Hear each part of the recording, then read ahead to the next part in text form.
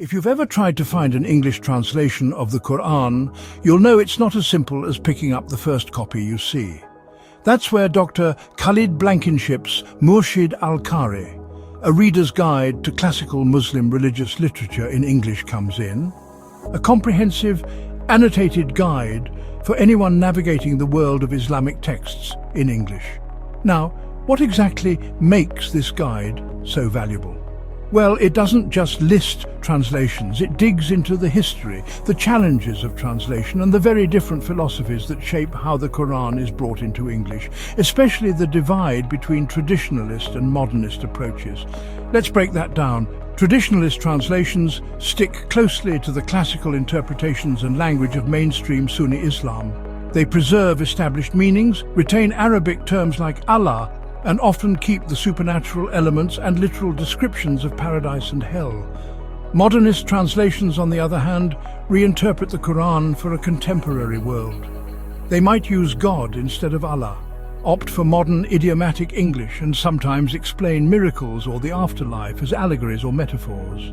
The guide points out that this isn't a strict divide, there's overlap, but it's a useful way to understand the spectrum. But it's not just about style. The guide offers a set of criteria to judge the quality of a translation. First, the translator's qualifications matter a lot. Are they fluent in both Arabic and English? Do they understand Islamic tradition deeply? Next, how accurate and faithful is the translation? Clarity and readability are also key. There's a balance between sticking closely to the original wording and making the meaning clear in English. And then there's the question of commentary. Do the notes help, or do they just muddy the waters? The guide also warns about abridged or incomplete translations and urges readers to be aware of the translator's own theological or ideological biases. And finally, it's worth checking if a translation has been reviewed or endorsed by recognized scholars or institutions. One of the most thought-provoking parts of the guide is its discussion of modernism.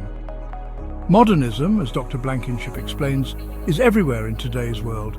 It's shaped by material progress, individualism, and a focus on this life. This influence is especially strong in English-language Islamic literature, where modernist works are far more common than traditionalist ones.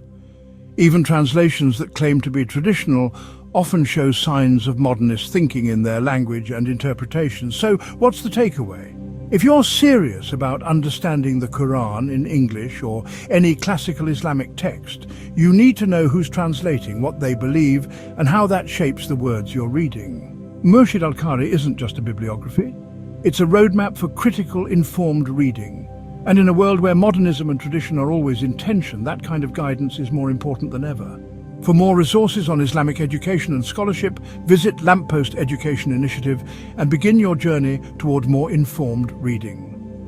Dr. Blankinship's guide reminds us that every translation is a bridge between worlds, and knowing who built that bridge matters. Choose your translations wisely, read critically, and remember, the journey to understanding begins with knowing your guide.